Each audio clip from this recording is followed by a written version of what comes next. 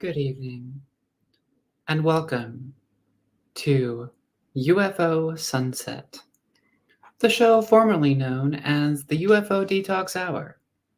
This is a brand new season with a brand new title. For just like a phoenix rises from its ashes, Persephone returns once again from the underworld, or the saucers spring anew from their smoldering crash sites, so proceeds the sunset when seen in reverse. To everything, turn, turn, turn. There is a saucer, turn, turn, turn. And so too is the case for our show, always in a protean state of rebirth. Couched within the vast architecture of deep space and deep time, it's March 31st, 2024. Easter Sunday and International Transgender Day of Visibility. Perhaps the remains of this vessel are long buried in the earth by the time you see it. But in any case, we here at Ufos all still feel seen by the creepy peeping toms of the future. Does the cat parasite Toxoplasma gondii have to do with inflammation in the elderly and quote-unquote psychotic-like experiences?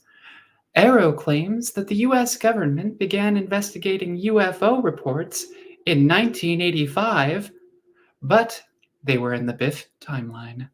Some spectacular UFO reports through the years have been caused by Soviet Cosmos booster rocket reentries, and Donald Trump has finally admitted that he knows all about UFOs and aliens, saying, quote, "Aliens are great people. I've met lots of aliens. I've met the best aliens. Kafefe," unquote. All this and more tonight. I'm Rachel Nelson.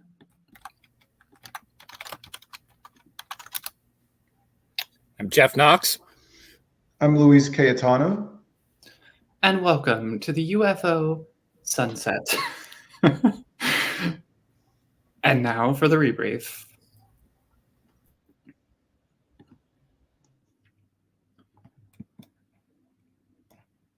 Arrow released the first volume of their historical report on UAP and the US government. This new report has led to a number of criticisms from the public. In January, before the report was released, Sean Kirkpatrick published an opinion piece in Scientific American shortly after retiring from his position as the director of ARROW, which is the U.S. Department of Defense All-Domain Anomaly Resolution Office. He rejected the extraordinary claims that UFOs are associated with aliens and that there is a UFO crash retrieval program within the US government. Kirkpatrick outlined the ways in which a small group of influential people promulgated what he describes as an extraordinary baseless narrative. Quote, "The key purveyors of this narrative have known one another for decades. In the early 2000s, several members of this small group also participated in a study erroneously characterized by the same participants as having been sponsored by the White House. The think tank in question was a futures enterprise that often worked on fringe studies, and many of the individuals involved with the study also worked for Bigelow Aerospace in support of the ATIP program," unquote.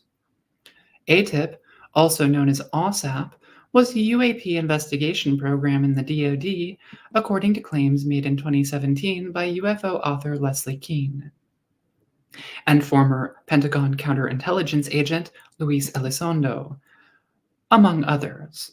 Bigelow Aerospace is an aerospace tech company founded by Robert Bigelow, a businessman who also formerly owned Skinwalker Ranch. Sorry, I lost my place. A property in northeastern Utah associated with dubious paranormal claims. Kirkpatrick also talked about the Arrow historical report, writing, quote, "It demonstrates that many circulating allegations derive from inadvertent or unauthorized disclosures of legitimate U.S. programs or related R&D that have nothing to do with extraterrestrial issues or technology. In many respects, the narrative is a textbook example of circular reporting, with each person relaying what they heard, but the information often ultimately being sourced to the same small group of individuals. This program is not related in any way to the exploitation of off-world technology, unquote. Volume 1 of the report also provided other factors for how some people interviewed by investigators may have been misled. For example, quote, "At the time, an interviewee said he observed the event DoD was conducting tests of a platform protected by a special access program. The seemingly strange characteristics reported by the interviewee match closely with the platform's characteristics, which was being tested at a military facility in the time frame the interviewee was there." Unquote. The first volume was released by DoD on March 8th and attempts to give an overview of government involvement with UFO projects and investigations, giving special focus to the period following 2009. In an article by notable UFO researcher and archivist Barry Greenwood, which was published earlier this month on the Center for UFO Studies website, he points out various problematic historical errors in the report, such as, for example, erroneously placing the famed Kenneth Arnold sighting of June 24, 1947, on June 23, 1947. He also observed that the report heavily implies that flying saucers and UFOs were investigated prior to 1947, when these terms did not yet even exist. Two recent studies have implications for the common parasite Toxoplasma gondii. Two studies came out in late 2023 that suggest links between cat ownership and health issues. One study found an association between frailty and blood concentrations of antibodies of the parasite called Toxoplasma gondii in the elderly. This may have implications for how the parasite can affect a human host over the long term. Another study found that cat owners are about twice as likely to have schizophrenia or a related condition. T. gondii is a very common single-celled parasite that is thought to be able to live in all warm-blooded animals. It can live in the brain, muscle, and intestinal tissue of humans and domestic animals, among others. However, its main host is the intestine of cats, where it lays eggs that are dropped in the cat's feces. In humans, the parasite can cause a temporary illness called toxoplasmosis, which can have a range of symptoms. T. gondii infection in pregnant women can result in serious health issues for a fetus, known as congenital toxoplasmosis. These two new studies add to the growing evidence that T. gondii can result in other long-term health problems. Previous research has found that other mammals infected with the parasite, such as different species of cats, chimpanzees, and rats, may experience weakness or changes to behavior. Researchers have also previously proposed a link between the parasite and the spread of schizophrenia in the human population. Researchers at the Queensland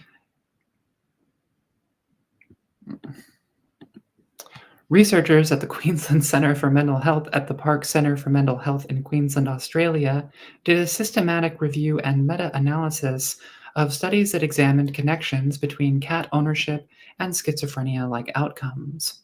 The new study was authored by John G. McGrath, Carmen C.W. Lim, and Sukanta Saha, and published in the Schizophrenia Bulletin on December 2nd.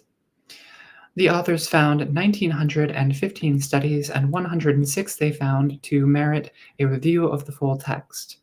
Of those, they found 17 that were worthy of further analysis. They used the data from these studies to estimate the odds of getting a schizophrenia-like condition in association with cat ownership. They found a 2.24 pooled odds ratio, or what the authors described as about twice the odds of developing schizophrenia, according to the New York Post. They also examined psychotic-like experiences, or PLEs, experiences that have commonalities with schizophrenia symptoms and may be signs of heightened risk for conditions like schizophrenia.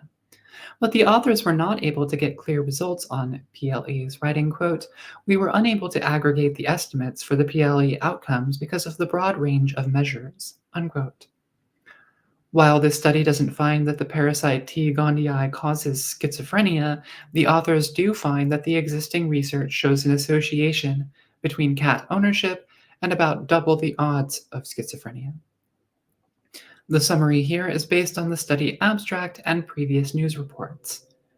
In another study published last November in the Journals of Gerontology, a team of researchers from the University of Colorado Boulder, University of Maryland School of Medicine, and the University of A Coruña in Spain looked at 601 Spanish and Portuguese people's blood results, all of whom were over the age of 65, to see if they carried T. gondii antibodies and at what concentrations.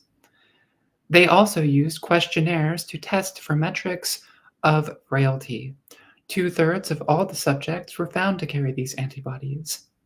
The authors didn't find that T. gondii results in higher levels of frailty, but their evidence suggests a possible link between the parasite and inflammation as one ages, or what is called inflammaging.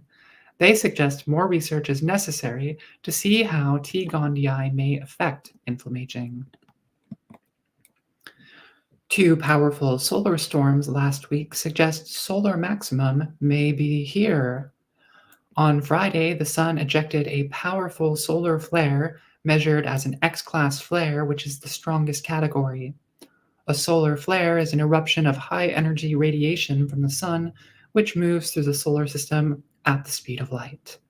The Friday flare stripped away some of the Earth's ionosphere and caused a shortwave radio blackout to the Pacific Ocean.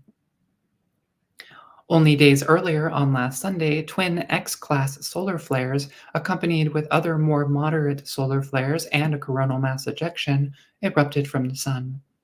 This storm caused a minor radio blackout in a portion of the Pacific, as well as the most powerful geomagnetic storm in over 6 years, resulting in auroral displays in the Arctic region on Monday night. On December 31st of last year, there was an X5 class solar flare, even more powerful than the flares observed last week. Based on updated estimates, solar maximum for solar cycle 25, our current solar cycle, is to happen sometime this year, and these recent events indicate that it may have already arrived, with activity expected to increase in the following months. For more on this story, see episode 4 of the UFO Detox Hour. And now for Mr. Jeff Knox.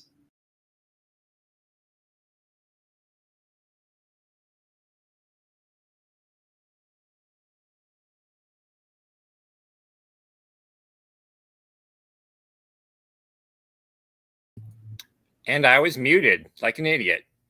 All right, sorry. This week I'm doing something slightly different. Normally I cover cases over the last week, but I had prepared this before our last episode 3 months ago and spent a lot of time on it, so I hope you enjoy it. This week we're going to be discussing the flying disc analysis that were prepared at the end of 1947 that led to the start of Project Sign. We'll also be discussing the case with the first hypnotized UFO witness, the Dumpston Blob hoax, the start of the Virginia flap of 1965, which kicked off with the famous landed beehive UFO incident, the Worcester, Massachusetts airship flap of December 1909, and we're going to be finishing off with 2 rocket reentry cases and a discussion on witness testimony and what can be learned from identified flying objects. Okay, we're going to start off with the memo on flying discs. On December 18, 1947, Pentagon Colonel James F. Olive Jr., Chief of AFOAI, and Lieutenant Colonel J.E. Thomas of the Offensive Air Section, AFOAIOA, responded to a request by Deputy Chief of Air Staff for Research and Development, General Curtis LeMay, on the status of flying disc analysis. They complete their analysis of the earlier documents from the Pentagon and Wright-Patterson, and they rewrite a new EEI, which is essential elements of information, indicating a potential serious but puzzling phenomenon, and turn this over to the Chief of Air Force Intelligence, McDonald, for his signature. 4 days later, on December 22nd, 1947, the final EEI, called An Analysis of Flying Disc Reports, is issued by the Chief of U.S. Air Force Intelligence, George C. McDonald, who concurs with the AMC's recommendation of September 23rd and forwards it to the director of the U.S. Air Force Research and Development, General Lawrence Carty Craigie, for a reply. General Charles Cabell, the new chief of AFOIR, signs off on this. A little over a week later, on December 30th, 1947, General Lawrence E. Craigie, director of U.S. Air Force Research and Development and successor to General Curtis LeMay, who has returned to Europe, advises the Air Materiel Commanding General that the U.S. Air Force policy is not to ignore UFO reports, but to collect, evaluate, and act on the information. He establishes Project Sign, otherwise known as Project HT-304, under U.S. Air Force Technical Instruction Number TI-2185, in a memo entitled Flying Disc. Alfred Loading, who is convinced that the flying discs are extraterrestrial, may have come up with the sign designation. It carries a 2A restricted classification. Craigie, after his retirement from the Air Force in 1955, would indicate that he believes UFOs are a waste of time, and he only approved Project Sign because of internal U.S. Air Force politics. 3 weeks later, Project Sign would officially launch on January 22, 1948, at Wright Field, which is now Wright-Patterson Air Force Base near Dayton, Ohio. The primary investigators are Captain R. Schneider, Project Chief, Alfred Loading, T3 Engineer, Lawrence Trutner, T2 Engineer, and Colonel Albert D. Arman, Analyst in Intelligence Analysis Division. Also involved are Major Raymond Llewellyn, Chief of Special Projects Branch, Lieutenant Howard W. Smith, George W. Towles, and others as assigned. How much interest Colonel Howard McCoy takes in the project is unknown. His task was to collect, collate, evaluate, and distribute information on sightings in the atmosphere which can be considered a concern to national security. Ruppelt later says that to be considered an unknown, an object must come from a competent observer and contain at least a reasonable amount of data. Now we're going to move on to our actual UFO cases for today. The Dumpston Blob hoax, which is quite possibly the first UFO witness. On December 20th, 1958, at 2:55 a.m., Hans Gustafsson and 24-year-old truck driver and Stig Rydberg, a 30-year-old student, claimed that while driving home to Helsingborg, Sweden, from a dance, they see a strange light in the glade on the right near Domston. They leave the car and walk up to the object, which turns out to be a disc-shaped vehicle, 16 feet in diameter, resting on 3 legs. The two are suddenly attacked by 4 gray creatures about 4 feet tall who try to drag them to the UFO. In January 1959, a medical doctor, Lars Erik Essen, hypnotizes the men in what is perhaps the first use of hypnosis of a UFO witness. But the two managed to fool Essen. In the late 1980s, however, Gustafsson's brother, Arthur, reveals to ufologist Klaus Svahn that before he died, his brother had told him the whole story was a hoax. Now we'll move on to the Virginia flap in 1965. Started off actually in the last 2 weeks in 1964, most notably with the Horace Burns case. But shortly before the Burns incident, a teenage boy in nearby Staunton would have his own sighting. On December 21st, 1964, at 4:50 p.m., Kenneth Norton, 14 years old, is looking out his bedroom window in Staunton, Virginia, when he sees a fast-moving object without wings or tail structure. He describes it as a cigar shape and about 125 feet in diameter. He has it in view for about 5 seconds. 10 minutes later, at 5 p.m., while driving east on U.S. Highway 250, Horace Burns is approaching Fisherville, Virginia, when an enormous cone-shaped object, which has been described as beehive-shaped as well, appears from the north and descends slowly in a gradual slant. Just before it crosses the highway, 200 feet in front of him, the UFO narrowly misses power lines. It is so huge that when it passes nearly in front of him, it fills his entire windshield. The UFO comes down gently and lands in a field to Burns' right. Meanwhile, Burns' car engine has shut off. The object appears to be about 125 feet in diameter, the same as Kenneth Norton estimated, and about 80 to 90 feet high. After 60 to 90 seconds, it rises up several hundred feet. It makes a sound like rushing air and shoots off to the northeast, vanishing from sight. A high level of radioactivity is detected at the site on December 30th by investigator German Professor Ernst G. Gaiman and engineer Harry M. Cook. They obtained a Geiger counter reading of 16 to 18 millirads an hour. 2 Blue Book investigators, Technical Sergeant David N. Moody and Staff Sergeant Harold T. Jones, visit the site with Gaiman on January 12th and take further readings. They record a measurement of 1.5 millirads an hour on Burns' left rear car door. Now, they dispute Gaiman's early results, but a possible 11 to 12x drop in radiation level over 13 days could indicate a radionuclide with a 3 to 4 day half-life. Now we're going back 114 years to the Great New England 1909 airship panic. On December 22nd in 1909 at 6:30 p.m., many residents of Worcester, Massachusetts see a brilliant ray emitted from a large black object at 1,000 feet high in the southwestern sky. After circling over the town, the object heads to the west where it is seen over Marlborough. It returns to Worcester between 7 and 7:30 p.m., flying at a low altitude and sporting a searchlight.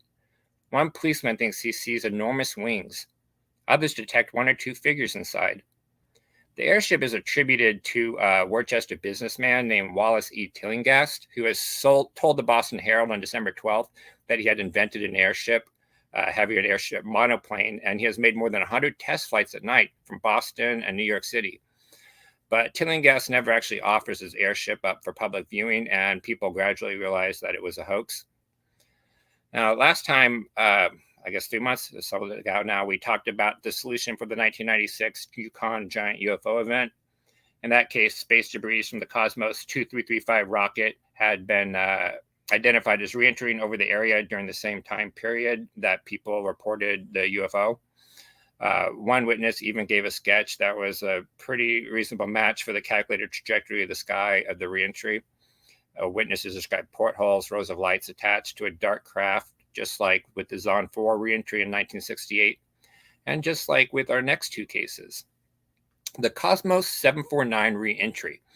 On December 25th, 1980, on Christmas Day, at 9 p.m., the Soviet spy satellite Cosmos 749 re-enters Earth's atmosphere. It breaks into several pieces and creates a spectacular fireworks display over Northwest Europe. Police stations, Coast Guards, and the RAF receive hundreds of calls reporting 4 or 5 comet-like objects leaving bright trails. Astronomers also record 3 fireball meteors the same night. But the largest and brightest appearing at 3 a.m., Cosmos 749 was a Selena Zero-class spy satellite launched on a Cosmos 3M vehicle on July 4th, 1975. Now, 2 years earlier, on New Year's Eve, was a very significant mass sighting event that would occur over the United Kingdom. It was the Cosmos 1068 rocket booster reentry. So on December 31st, 1978, at 7 p.m., hundreds of people in the United Kingdom see bright light with a long trail behind it streak across the heavens from the northwest to the southeast. There were some conflicting reports that reported different directions, as is common with any sort of meteor or fireball or even a UFO sighting. RAF Finlandale in the North York Moors, England, quickly identified it, though, as the reentry of the booster rocket that had launched the Russian satellite Cosmos 1068 into orbit on December 26th. Jenny Randalls examines reports of the reentry. She looked at roughly 100 or so out of 130 that they recorded, and reports that they generally accurately reflected the event and compares them to UFO reports and concluded that it's unlikely that all UFOs are just identified flying objects in various degrees of exaggeration. So you might ask, how does a fireball or a reentry event turn into an experience of seeing a cigar-shaped craft, of seeing a UFO? Eddie Ballard has this to say on perceptual errors. He says, when the eye plays tricks, UFOs may result. Autokinesis refers to the illusory movements of stationary objects like a star or planet when viewed against a dark sky. There's also a competing effect called autostasis, where you think an object has stopped that's actually continuing to move. Anyways, a contrast effect results when a bright light appears to darken the surrounding background and dims or drowns out the stars as if a dimly seen mass eclipses them. When the eyes connect separate objects into a single perceived form, this results into a contour illusion. So for several separate lights in the night, contour illusions and contrast effects may combine and create the appearance of a dark body with lights attached.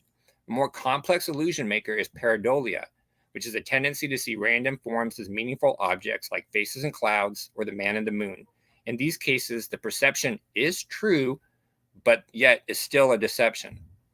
In the case of Cosmos 1068, the train of burning debris produces an interesting illusion effect, which is well known to psychologists. The isolated bits are connected up by several witnesses and interpreted as bright windows along the edge of a dark-bodied craft.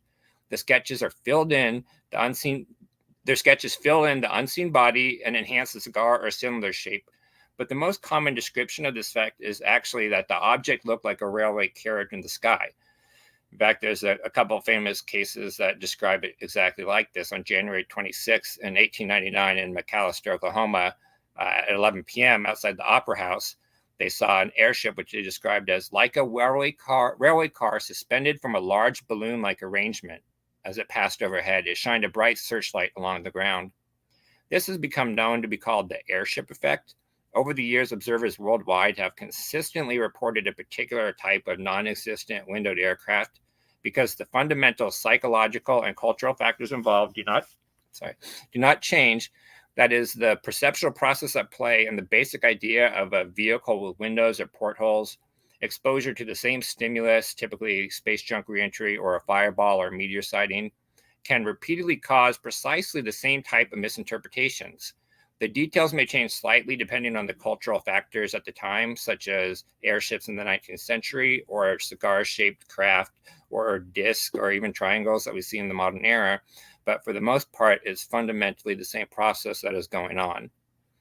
Now, you might ask, so how long can a fireball even stay in the sky? Because some people reported the New Year's Eve event as 10 minutes long. Most reported they saw it for 1 to 3 minutes. Very few actually reported it as being under a minute long, which it actually was. There were people that got the times drastically wrong. And you might actually recall like the 29 flares event. You have people saying, oh, it was up too long to be, flares. Well, you can't really trust people's duration estimates. But let's just set that aside for now. So how long can fireballs actually last? Assuming people were right about duration. George O. Abel, in his book, Exploration of the Universe, states that meteoroids enter the atmosphere with speeds of anywhere from 12 to 72 kilometers per second, which would seemingly make it clear that they cannot last very long as meteors. But as J. Allen Hynek points out, they can, however, produce luminous trains akin to airplane contrails, but quite different in origin, which can persist for many minutes. These light contrails remain stationary until they fade, but cannot change or reverse directions. Now, does this mean that all cigar-shaped craft are UFOs are caused by meteors or perhaps re-entry in space debris? No, of course not. But you have to give it serious consideration as a possible explanation when you see reports and drawings that are explained in ways that match these cases. And you might also ask, so why even discuss these IFOs? Like, why do we even care about IFOs? If we know it's not a true unknown, why don't we just, toss it, move on, and not bring it up again? Because all we care about, right, are the real unknowns. We don't care about meteors, rocket boosters, Venus, balloons. But here's the thing, okay? We can learn from IFOs, so we should care about IFOs.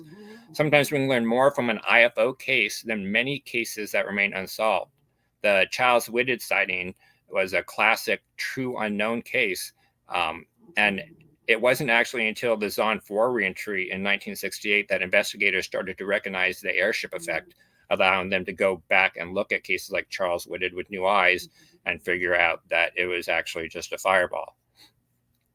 Jenny Randalls provides an excellent example of this and what you can learn from IFO cases in an article she wrote for the International UFO Reporter called The Case Against the IFO.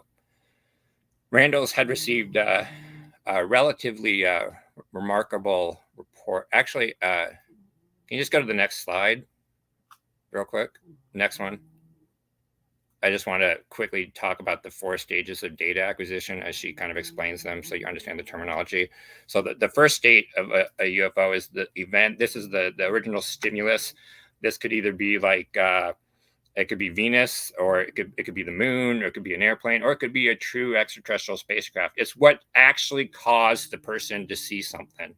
And most people aren't hallucinating. They're not lying. They're not making things up. They do actually see something. Something happened.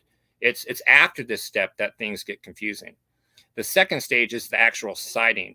Now, this is the subjective experience of the event that the person has. It's basically how they interpret that event into a UFO sighting in the first place. How they didn't just dismiss it as, oh, well, that's a plane. How they thought it was a true unknown and it, kind of interpreted it.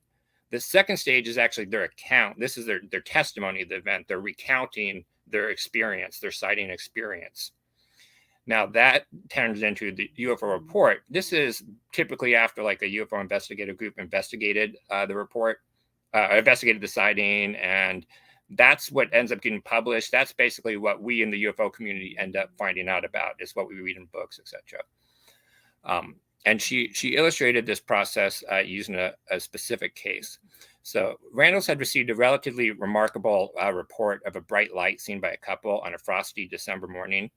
She received the report within a few hours of the event, the sighting. And despite the relatively extreme language they used to describe the sighting, she was able to determine the couple saw Venus. Then, as typically happens, the media got involved. They talked to a local newspaper and gave a television interview describing their account. The media wanted a UFO story because seeing Venus isn't news. So within 24 hours, they want, even though Randles in this specific case had informed them that it was Venus before they ran the story, they were not interested in the facts. Witnesses know the media is looking for a good story. So within 24 hours of when they reported to Randles, the couple's account starts to deviate pretty significantly from their original. They elaborated on what they had originally told Randles, and now a firm shape of the object is being reported. And then they were even considering that it had potentially landed. Now, any UFO investigator that comes on the scene at this point would have a harder time tracking the sighting back to Venus with all these new details that have been added. And in fact, the UFO investigative group did show up on the scene and investigated this case. They interviewed the witness. They showed them photos of UFOs, which not a good idea, and asked them to choose what the UFO looked like. They selected a George Adamski saucer photo. So this UFO group ends up producing a report of their investigation, which they suggest a strange craft actually had landed next to the couple's home. You know, as potential abduction. Like what started off as a sighting of Venus is now, you know, a close encounter case with trace effects and, you know, humanoids, and it's just it went crazy, right? And so Randles quietly observed this take place during the entire process. She watched every stage of, you know, her 4 stages of the report cycle, and she would go on to say that she would learn more from this event than hundreds of UFO cases, you know, that remained unsolved. And so she began to look more carefully at studying IFOs and became concerned by how number of cases, you know, which initially seemed pretty extreme and out there, have been generated by witnesses events that turned out to be as mundane as somebody just looking at the moon, right? So a sighting of Venus can turn into the landed craft with potential occupants between the event stimulus and the finer popular narrative report of the event. Or a reentry in the Yukon can be considered a top 10 case of a giant UFO for years before it finally is explained. And this points to the urgency of investigating cases quickly. Even the passage of hours can seriously reduce the evidential value of testimony. And the problem only increases as further time passes, and particularly as more people get involved and actually talk to the witnesses. So when we can get to a witness reasonably soon, we are more likely to be able to figure out what really happened, and before it's kind of been tainted and manipulated by the process. And many times it's a subconscious process, right? How you remember something isn't just it's not just recall, like you recorded a video on a hard drive. Your memory, you're constantly reconsolidating your memory when you're taking in new facts and new information from external sources. So when you have a UFO sighting and you start talking to people about it, you start reading about other reports, you start watching the media news about your story, you start to reshape your narrative, and it ends up quite differently. And you're not even doing it on purpose a lot of the time. But this is why it's absolutely critical to get to people at the beginning before the narrative is changed so quickly. And it shows the importance of why we need to learn from past case histories and using them to look for potential solutions for UFO reports. We need to learn about all the factors that come into play between the event, which was the stimulus of the sighting, and the report as it's shared and repeated in the UFO community through books, films, TV, social media, lectures, and other outlets. I've said it many times, but it's really important to go look at the original source documents. You want to find the material as close to the event as possible, because by the time the story hits the page, by the time it's in your UFO book or you've watched it in a documentary, it's typically substantially different than the original sighting account. So you have those 4 stages she outlines, and the report that we get is so different than the original event, and so different even than the account, the sighting, and how they experienced it. So in preparation for this show, I actually read 3 very good chapters in this book that came out last year, The Reliability of UFO Witness Testimony. I highly recommend people give these chapters a read. They're not all that long, actually. The first was James Osberg's misinterpretation of fireball swarms from satellite reentries. Because as you notice, there's quite a few cases where these Cosmos rockets, for example, have caused UFO sightings, even mass UFO sightings. And in this case of this New Year's Eve event, we were able to learn from it because investigators actually knew what it was fairly early on, and they were able to collect reports and study how these reports compared to actual true UFO events. And then next paper was UFOs, the Roles of Perceptual Illusions and the Endurance of an Empirical Myth by Manuel Borges Amrich.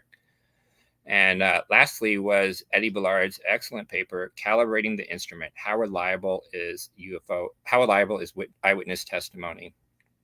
That's an absolutely fantastic paper. I've read it several times, and I highly recommend people read it. It's really not that long. It's like 14 or 15 pages or something.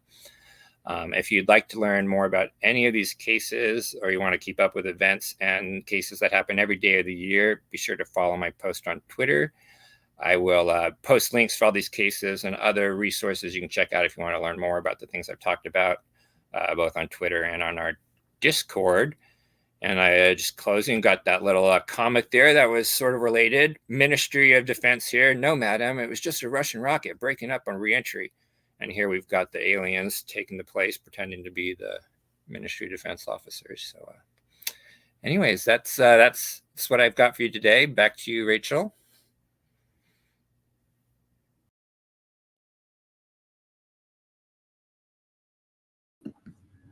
Thank you, Louis. Thank you, Jeff. That was very engaging. I really enjoyed it.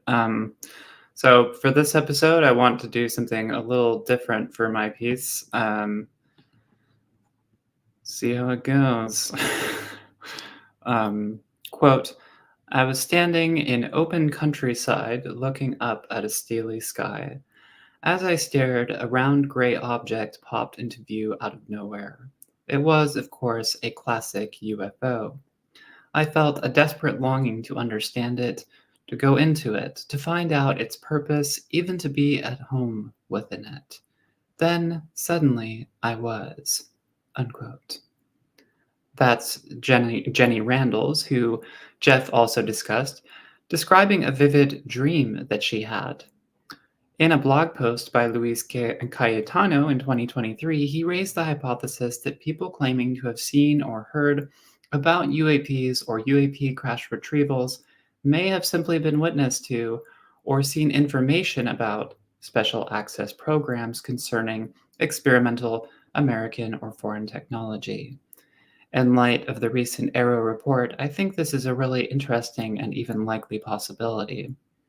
He also brought up the idea that David Grush is allegedly autistic, and therefore that he may have been manipulated into believing that there is a secret military crash retrieval program. While drafting this piece, Luis and I also chatted about this issue privately. I'm not entirely certain where this idea about Grush comes from, if he's publicly disclosed being autistic, or if he even is autistic. But I've also seen it discussed in other parts of the internet, such as on Reddit.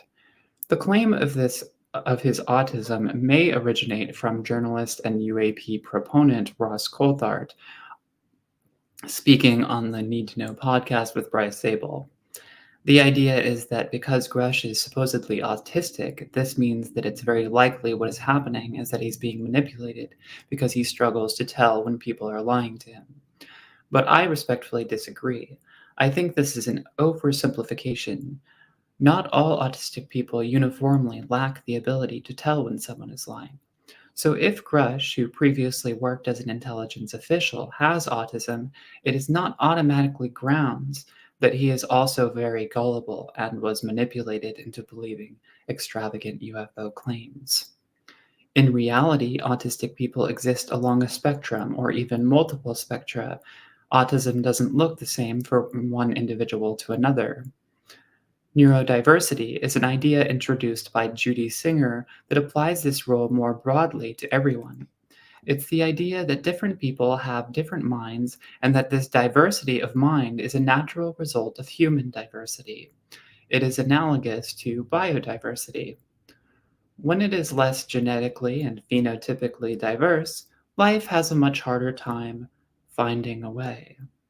When it is more diverse, there are many ways found, and the result is usually that ecologies become more resilient.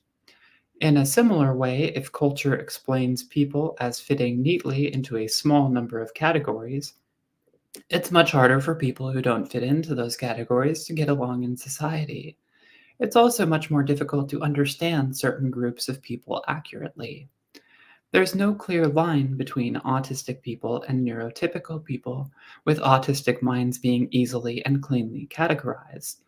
Instead, there are people who are autistic in different ways and or to different degrees, who find greater arousal with different sense modalities, who struggle more or less in social environments for different reasons, and who are raised under different conditions. Neurodiversity is also not limited to autism, and it includes ADHD, autism with ADHD, and so on. Neurodiversity as a concept should not be controversial, and it's separate from a neurodiversity social ideology or movement, as pointed out by Nick Walker in her book Neuroqueer Heresies, Notes on the Neurodiversity Paradigm, Autistic Empowerment, and Postnormal Possibilities. The neurodiversity ideology, or at least the one that is most common, is that people's neurological and therefore psychological and personal differences that are innate to them as people should not be treated as diseases or dysfunctions. It is not meant to say that mental illness or socially dysfunctional behavior do not exist. Instead, neurotypical society, the society that we live in that is dominated by the most common and typical understandings of appropriate behavior and appropriate forms of socializing, should be reformed to accommodate neurodivergent people. I feel I should say a couple of things right here to avoid any misunderstanding. The first point is that I personally do agree with this ideology. I do not believe I'm autistic, and I am also not an expert on autism, developmental psychology, or psychology in general. But I do have executive functioning issues. I've been impacted by childhood trauma, and I believe that I fit the diagnostic criteria of ADHD while also possibly having some features of autism. So I not only personally agree that we do need radical reforms in society to accommodate neurodivergence, I also feel that this is an issue that directly affects me. I'm also trans, and for a number of years I worked as a caregiver supporting people with developmental disabilities. A number of years ago, while researching transgender issues, specifically how they affect people with developmental disabilities, I found that a number of peer-reviewed studies showed that there is an overlap between psychiatric diagnoses like autism, ADHD, and some personality disorders, and the diagnosis known as gender dysphoria. Gender dysphoria is the state of discomfort over one's gender, which is often reported by trans people. So I also feel that I'm not only neurodivergent, but that I'm neuroqueer, as Nick Walker puts it. I don't entirely agree that gender divergence and neurodivergence are intrinsically connected, as she claims in her book. Anyone can choose to express their gender differently for any reason, whether or not they are conforming to social norms in doing so, and generally speaking, gender is a lot more fluid than something like neurodivergence. But I do agree that there is a large overlap between gender nonconformity and neurodivergence. The two things have big tendencies to interact with each other. Walker writes, quote, "While neuroqueer theory aims to transcend While neuroqueer theory aims to transcend the limitations of essentialist identity politics, I also believe that the complete rejection of essentialism is a mistake. Some prominent thinkers in the field of queer theory do reject essentialism completely, taking the position that gender is 100% socially constructed and socially instilled. My own position, which informs my conception of neuroqueer theory, is that both the essentialist and constructionist models are overly reductionist when taken entirely on their own, unquote. Something like a more nuanced model must be the case, because gender experience and expression will inevitably result whenever individual humans or groups of humans experience, understand, portray, and or respond to human sexuality. How can gender only exist as a social construct when sexuality is inevitable with regards to the human person? Gender not only exists in society, but it is an extension of human sexuality, and as such, it also has some neurological and biological bases, whatever they may be. It is impossible for gender to only exist socially or only exist culturally. Also, much like neurodivergence, the non-social mechanisms behind gender are not well charted by science. This is all to say that, again, I connect my neurodivergence with my gender identity, and I believe that society should make reforms to accommodate both gender diversity and neurodiversity for some related reasons. I support neuroqueerness. But another point I should make is that I don't think this means that we should simply condone all actions of individuals, things like harassment, sexual or otherwise violence, or other unethical behaviors need to be addressed and dealt with on a case-by-case basis, and large-scale systemic changes would be required to prevent these things from happening in the first place. I say sincerely that none of this is an attempt to excuse my or anyone else's personal toxic behaviors. Neither autism nor any other neurodivergent condition gives a person license to behave unethically. However, that being said, the reforms that would be needed to accommodate neurodivergence and neuroqueerness in our society have largely not occurred. How autistic people should be treated by psychiatrists, by parents, and just in general by society are questions that are still very much being debated by both neurodivergent and neurotypical people. I think that a major implication of this is that many people might describe themselves as neurodivergent, but they don't because they don't recognize their minds as being different. It can also mean that even though different neurodivergent people might have gotten the same psychiatric diagnosis, they can be radically different from each other because their nervous systems developed differently and or they came from different socioeconomic backgrounds with different life histories. This means that different individuals interacting with each other in the real world or on social media may have radically different ways of communicating. This can lead to all sorts of conflict simply based on forms of miscommunication. And in most social environments today, most spaces and places where we interact, neurodiversity is not even factored as an issue at all. Many people are ignorant of what neurodiversity is, or if they have some idea of what it is, they don't understand how neurodiversity as a concept is different from neurodiversity advocacy as a movement. So what does this have to do with UFOs? I think that it has everything to do with them. It applies across all social groups and individuals, including those who associate with UFOs. You have the people who orient towards the New Age and spiritualism, those who are into the occult, those who focus on UFO skepticism, those interested in the study of unexplained preternatural phenomena like the Corlissians, those who want social justice for people exploited in the name of UFOs, those mostly interested in UFO art, those who find their interests in an overlap of two or more of these approaches, or what have you. And of course, there are also those attracted to the subject because they have had experiences that they describe as highly strange. Experiences that might not fit into common understandings of the world. People have experiences that are not only extremely strange, but also not a sign of mental illness. In addition, these types of experiences are usually only reported because they are in some way personally meaningful. In short, people may be drawn to the UFO topic for all sorts of different personal reasons. And in this diverse milieu, there are many different sets of rules that people use to communicate, represent, or perform social actions, both online and offline. Some people perpetrate UFO hoaxes for attention or personal gain, while others promote popular UFO theories for reasons that are apparently unclear. Others are interested in studying these people and identifying when they've exploited or harmed someone.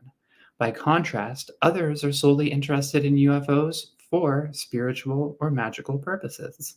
And there is a lot of syncretism and conflation that takes place too, where it becomes unclear what rules one should be using or what rules other people are using around one.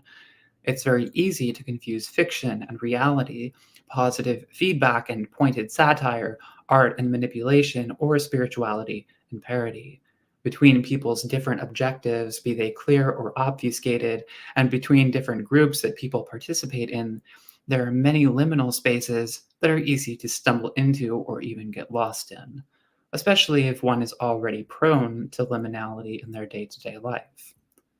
These are just examples and not meant as an end-all be-all model for UFO culture and how it's divided, because I don't really know how UFO culture works.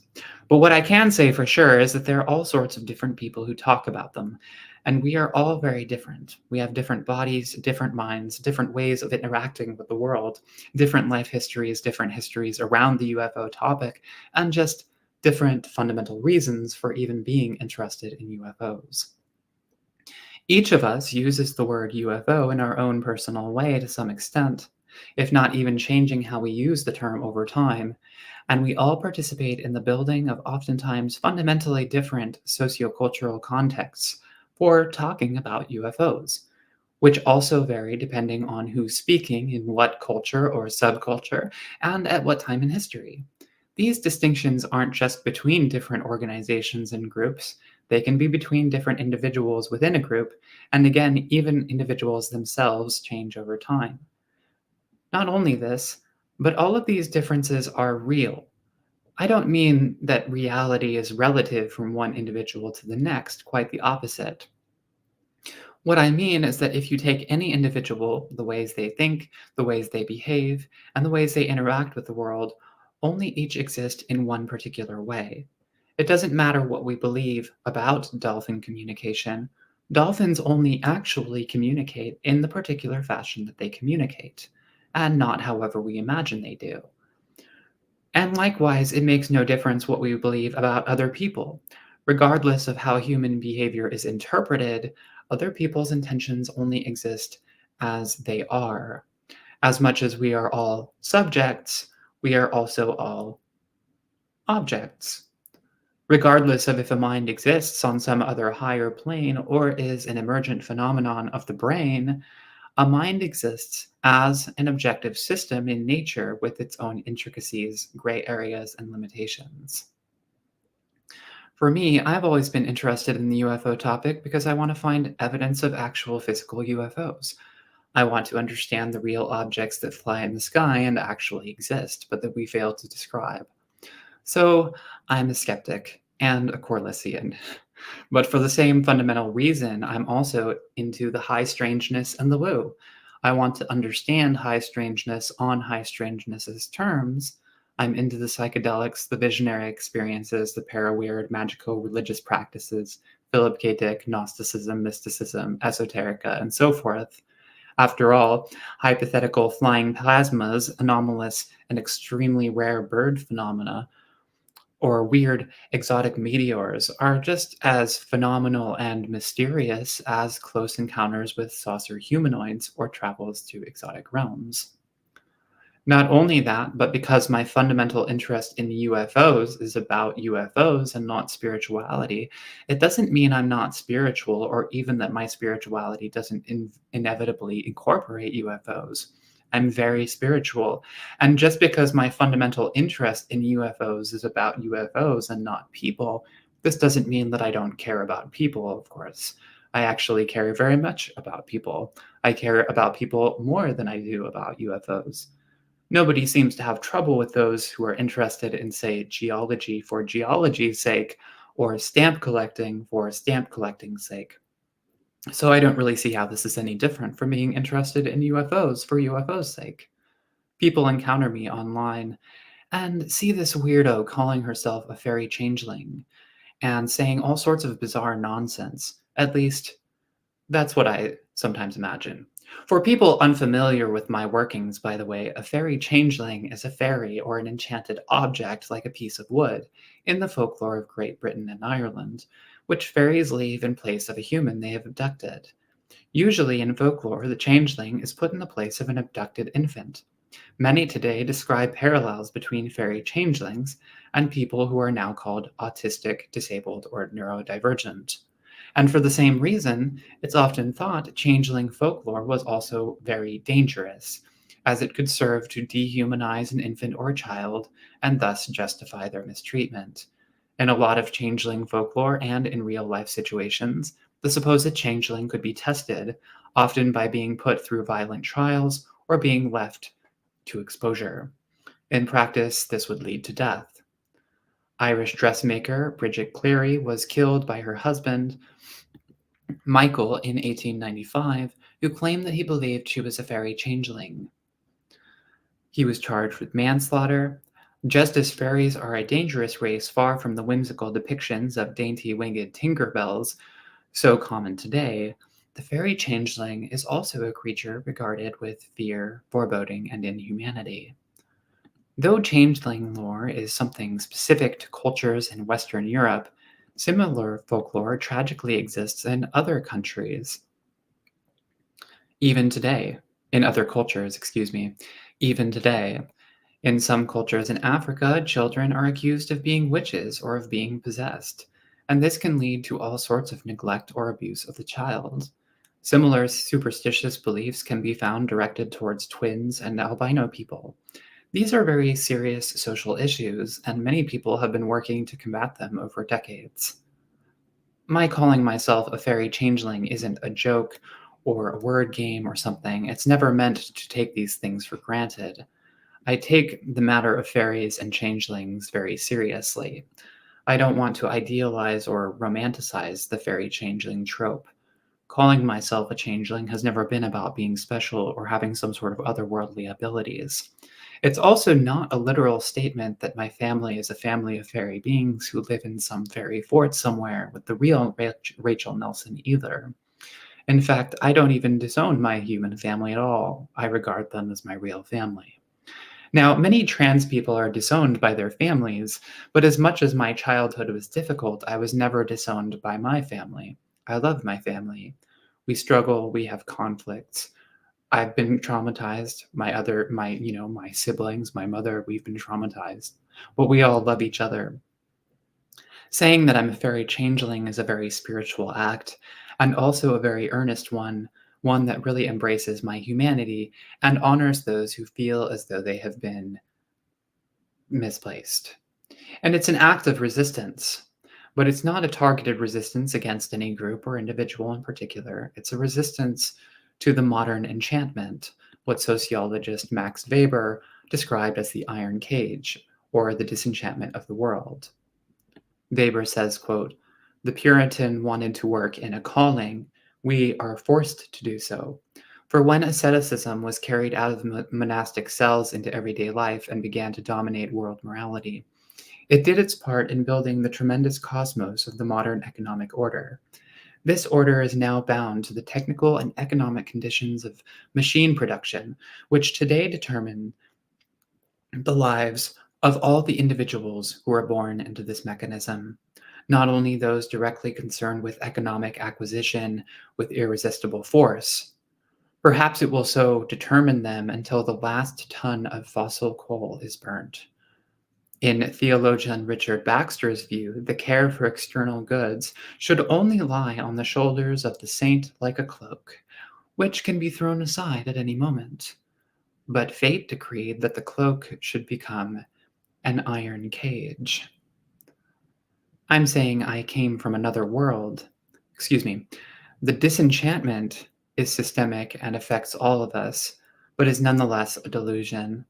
Traditionally, iron was used to ward off fairy entities, but in reality, iron has no effect on us at all. I'm saying I came from another world, and it wasn't how any of us wanted it to be. I would even go so far as to say that we are all fairy changelings today. The modern condition is changelinghood. It's a way of binding enchanted beings everywhere in trappings of iron.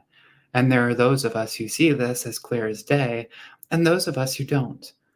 Mind you, these are my own personal spiritual beliefs, and I don't want or expect other people to share my personal beliefs.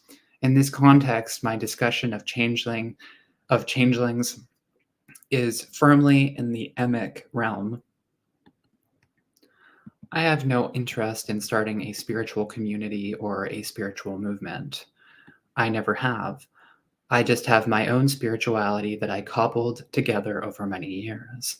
And right now, I want to share some of it with people because I think it's important that people understand this part of me. It's me trying to explain to the public what my intentions are as clearly as I can.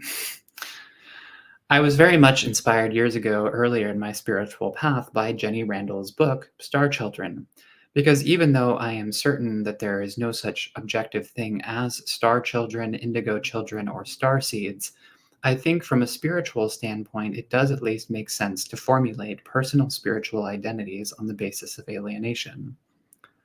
Setting aside the racist and fascist overtones of a lot of starseed beliefs, which are very problematic, starseed experiences are informative here.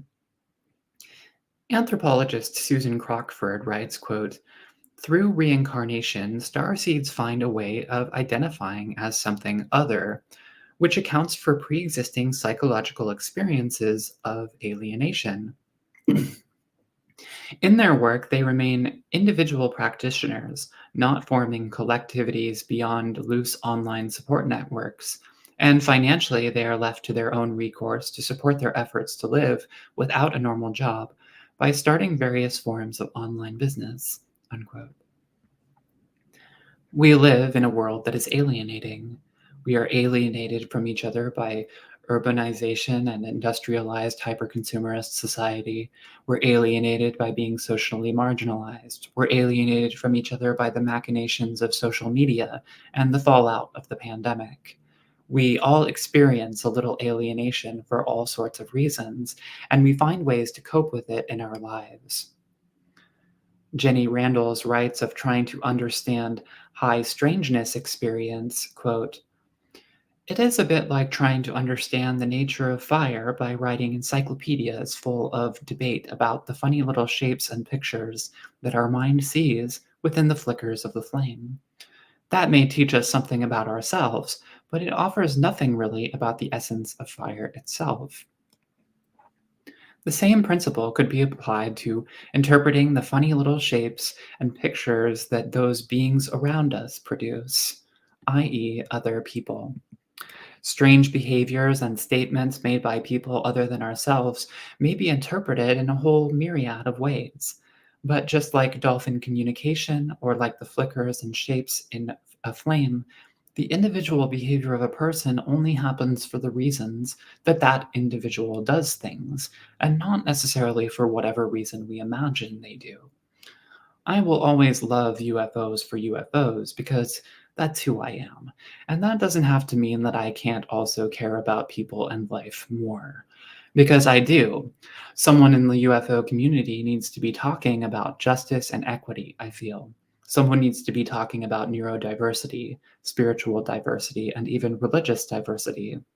Because these issues are important across society and may be of particular importance to the sorts of people who gravitate to the UFO topic.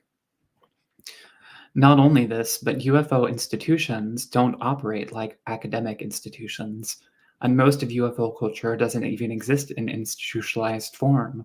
So we have no fully systematized methods for addressing sexism, racism, homophobia, transphobia, the effects of colonialism, ableism, toxic behavior on social media, and so forth, the way that universities or corporations sort of do. because even the institutions that have such systems are still only slowly working to overcome these issues today. The UFO world has no officially appointed HR guy, and as a result, the vast majority of the UFO world is a seedy underbelly. So I want people to know that I am not your enemy, believe it or not. I'm a weirdo. I do my own thing. I definitely don't operate well on social media and would much rather just live in the meat realm. But unless you're really a consistently bad actor, I am not your enemy. So on that note, I just want to say that if anyone has an issue with me, I am willing to resolve it, and I'm sorry to anyone I've offended on Twitter. I'm not interested in UFOs for attention or for making enemies or for tearing people down.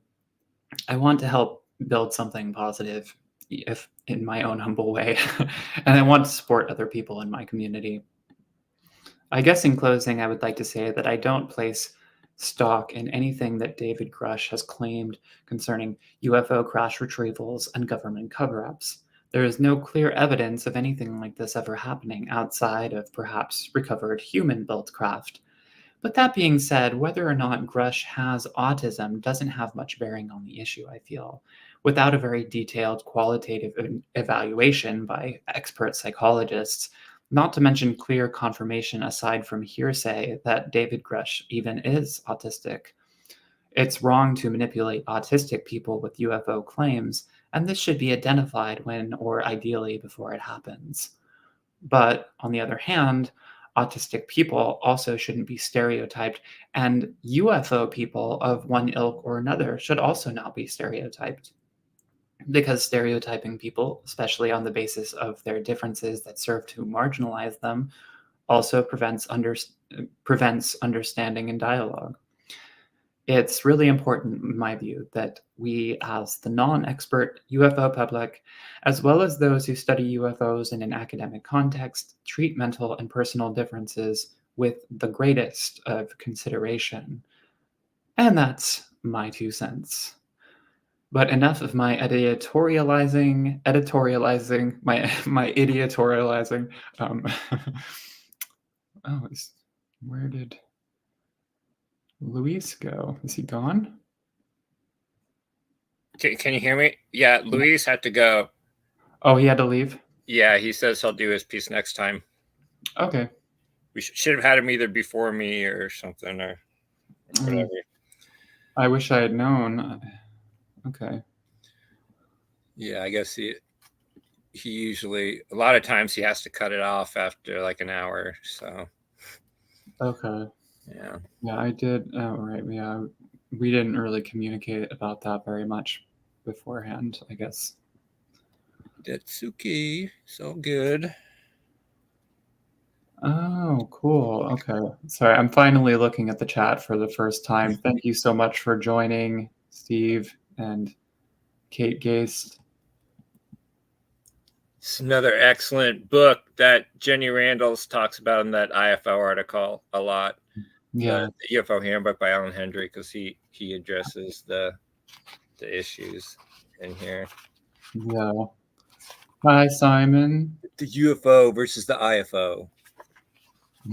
And it has a great little cartoon in it that I just reshared to Twitter that has Hynek and a UFO and a person, and it basically says a UFO sighting is observed, then it's recalled for the investigator, a secondhand description is published, and then the errors compound themselves, from there, which is basically what Jenny Randalls was talking about in her thing. It's errors get compounded. Yeah. Yep.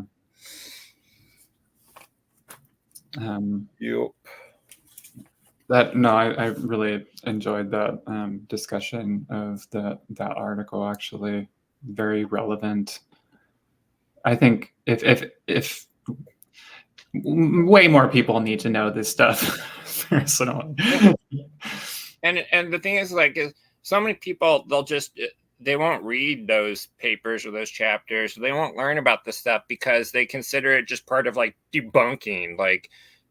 That's just skeptical stuff. You just debunk. And it's no, even if you truly believe there's extraterrestrial spaceships flying around, you need to be able to understand the processes that go into a sighting so you can properly analyze and investigate the sighting, because you want to, if you can, explain it so you can move on to something more interesting that you potentially cannot explain.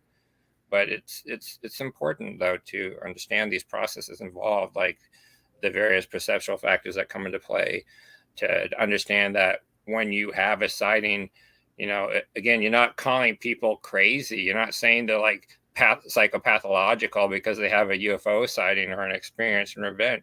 You're not even saying they're hallucinating or seeing things that aren't actually there. There is usually something there. There was some stimulus, some event. But you have to understand that when you see something, your brain is going through this process of where you're trying to interpret it under the kind of conceptual framework that you have, the things that the culture you were brought up with, ideas you're familiar with. This is why when you see people describe UFOs, they'll describe them sometimes in kind of strange ways, like, well, it looked like a hamburger bun, right, with like the cheese coming out like the sides in the middle of it. Or, it looked like a flying box, like in the sky. Like, people try and describe things and interpret their experiences in the ways that are familiar to them. And in some cases, that's just going to distort things. You're going to interpret things in a way that you're hoping for. And this is why, like, when you get groups of people together for like UFO watch parties and stuff, inevitably people end up seeing UFOs or what they think are UFOs, because they're kind of primed, to interpret what they experience in a UFO context. And you need to understand these processes. You need to understand how memory processes work in your brain, how you record things, how your memory is in a constant state of flux, like how you're constantly changing and modifying even your own self-internal narrative that you've created. You're adjusting your story based on how, you think other people will accept and listen to it. Because when you're telling a story, right, you want people to listen. It's not only got to be coherent, it's got to have some sort of like consistency in the way you're telling it. And so you start to restructure your narrative in a way that seems more consistent. You want it to be entertaining, so people actually are listening to it. So you start to either exaggerate, or you go through processes like in folklore studies, it's called like leveling, where you remove things that don't seem as important, but that could actually be important. Like, you start to actually restructure your whole event, and between what you saw and what you recount can be a completely different thing. And it has nothing to do with the person being crazy. You're not saying that. Like, that's kind of a false drum. And people are always like, skeptics are calling people crazy or saying they're hallucinating. Like, almost never is that the case. Are you actually saying people hallucinated something like that wasn't there? Nor are you saying they're mentally ill, so... Yeah, no, I agree. And I think I think that really, the discovery of this cigar or this airship effect is, and the discovery, of the Yukon UFO being the what was it, Skylab or something like that? Another Cosmos rocket. Oh, that was a Cosmos rocket as well. Okay. Yeah, I think that these are landmark discoveries, for UFO research. Like, because that's actually like someone finding out what a UFO is, and that's what studying UFOs is really about. It's not about trying to find aliens. I mean, it's almost as close to like a control study or whatever like you can do, right? Because like what the actual stimulus is, and then you can look at all the reports and how they explain them and the differences. And yeah, and when you do that, you find that people are generally fairly accurate. Like, they described a British intelligence officer, R.B. Jones, was describing the process of intelligence, and he basically said, who kind of generally people are correct that something happened in a place at that time. It's everything else that is questionable, right? So like when they get intelligence, like human intelligence, they can assume that there was something that happened, but as far as the actual details, those are typically not that accurate. And you can do that with UFO cases as well. And they were able to do that by studying the Cosmos event, is that you can see people are overall generally accurate, within a reasonable, amount of error for things like how long they saw it, what they actually saw. Now, how they interpreted that might, have been different, but what they actually described was fairly accurate. Points of light in a row, etc. It's so people are generally accurate. It's just after that, after it's been interpreted, recounted, the stories hit the media, UFO investigators got to it, etc. Things can get crazy. But it allowed us to actually look at a lot of these things, and many of those cases share so many features with UFO cases. Like there's reported EM effects, physiological effects, animal effects, all these things. Like in one case, the person reported it as landing, and being by his house. So it's all these things share so many similarities. Now, I don't 100% agree with Jenny Randall's that she thinks that there still is a difference between UFOs and IFOs. I'm not saying there isn't, but I still think there's still a chance. It's not zero that all that UFOs could just be exaggerated IFOs. So I'm not sold, but yeah, I mean, I think that if there are like UFOs that are exotic, which is really what anyone's interested in, UFOs. I mean, I don't think that there's aliens or anything like that, visiting the planet. But I do think that there probably are, UFOs, exotic UFOs in the sense of things that we haven't described using science yet, I think that it's pretty improbable that that's not the case, in my opinion. I mean, but the thing is that those types of phenomena are not going to be found in the bulk of UFO cases. They're not going to like really represent what people usually think of when they think of UFOs, because usually what people think of when they think of UFOs are these really distorted reports that originate from pretty conventional sightings.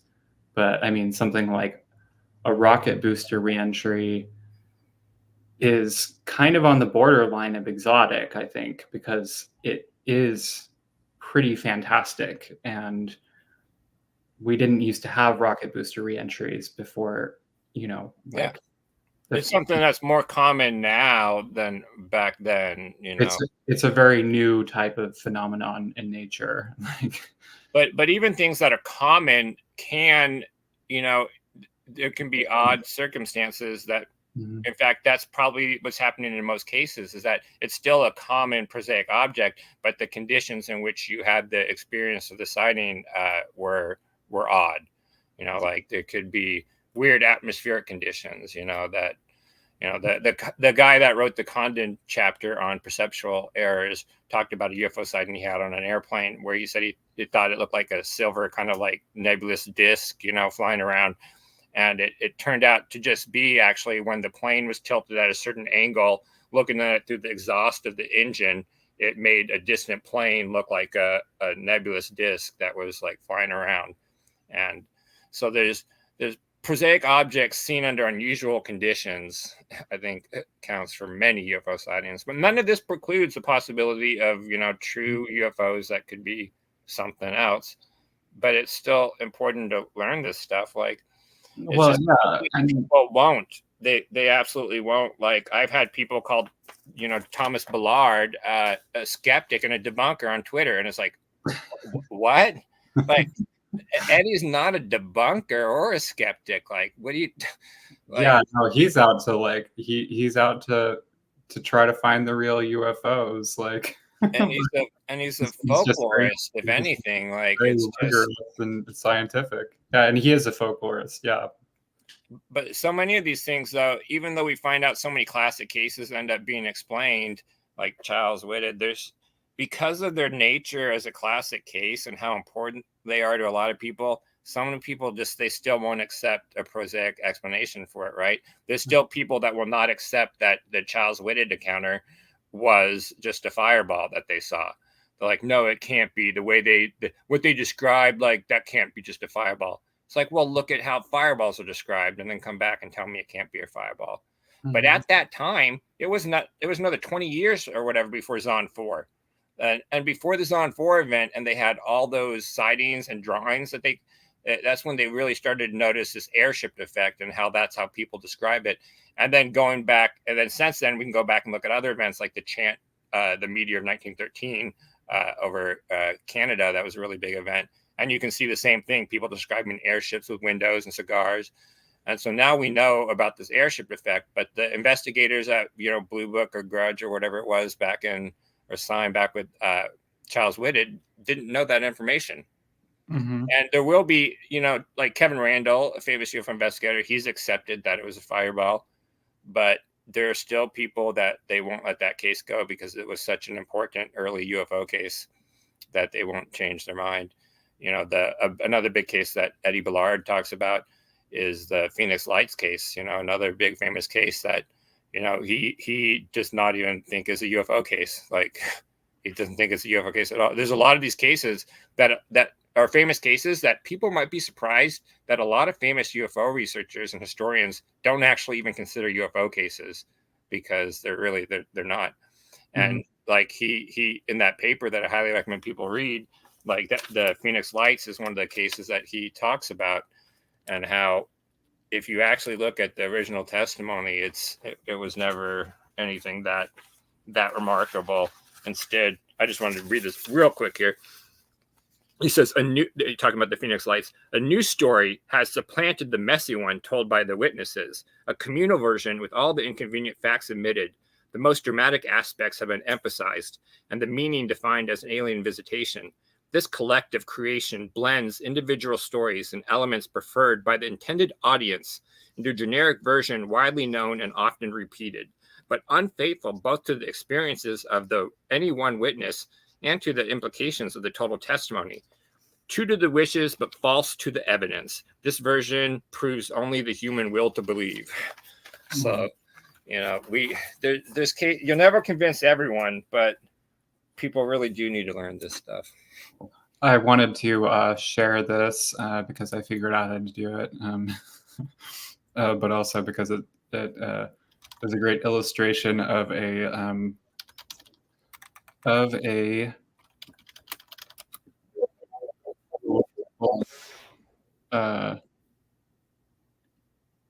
here it is. Can you see it? Oh no, I have to put it on the screen.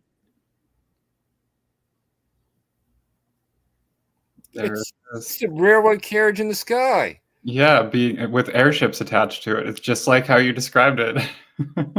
Yeah. And the famous Charles Houghton sighting is pretty much the most famous airship in the sky sighting. Again, that was a made-up hoax. I wonder if Méliès was actually inspired by that sighting. It's possible, but it's actually a fairly common description for fireballs, reentries, etc. Is this the railway carriage basically in the sky? That's from 1904, so it's only 5 years after, about 5 years. Cool, very cool. Simon doesn't like Coldplay. I don't like Coldplay either. I haven't listened to them in years, but I did go to some shows. That's cool. That's cold. Sorry, that's a bad joke. I prefer Radiohead, to be honest, though. That's good. Yeah, I like Radiohead too. Yeah. I wish Luis was here. That's too bad he had to leave early. Luis had an interesting segment that maybe he'll be doing it next week. I'm not sure. But... Yep. Hopefully. Sounds like a plan there. Mm-hmm. Yeah, see, Simon agrees. Radiohead's good. Yep. Paranoid Android. I like all the posters I bought 20 years ago, like from some of the Radiohead albums somewhere in one of my rooms. Of course. I even got a Radiohead pin over there from the last Radiohead show I went to a few years ago. Cool. All right. Well, thank you, Simon and Steve and Kate Geist and Wes, and sorry Yes. forgetting anyone. Thanks everyone for showing up, even though we really didn't advertise it in advance. Too much. We appreciate you. And thank you, Jeff, for your segment. I thought it was just totally, I loved it.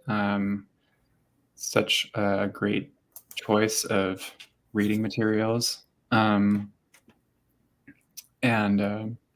you, Luis, if you're listening in the future or whenever in the past. That would be cool. Sorry you couldn't stay. I think that's pretty much it. Let's see, what does the script say?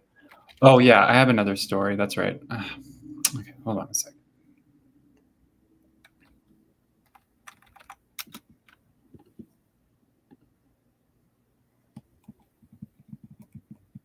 You didn't see that.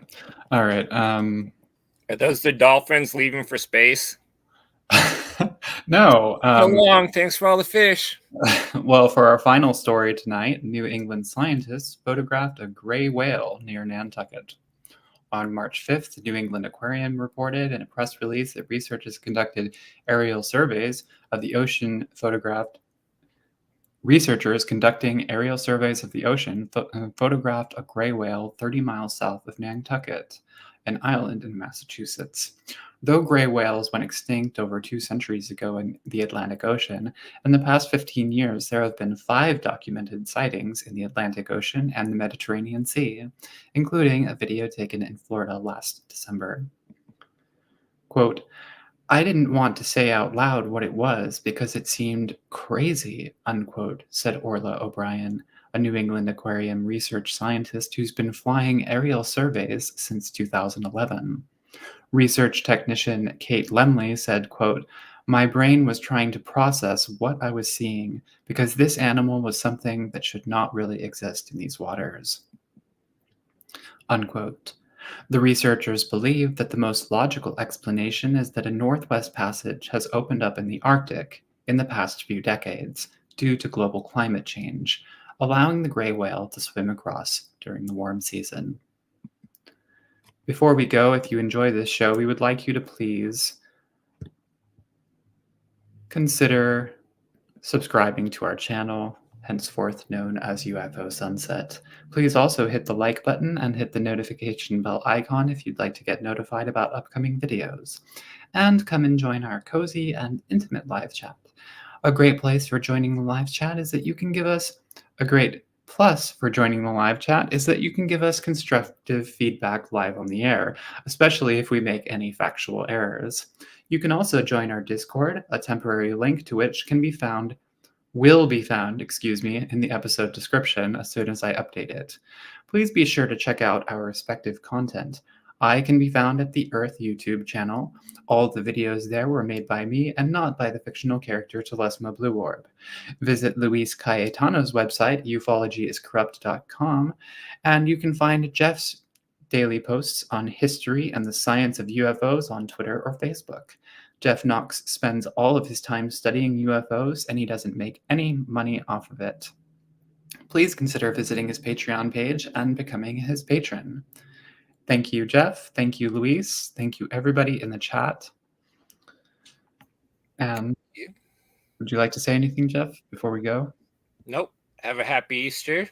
See you guys next time. So long, and thanks for all the fish. So long. Halibut time.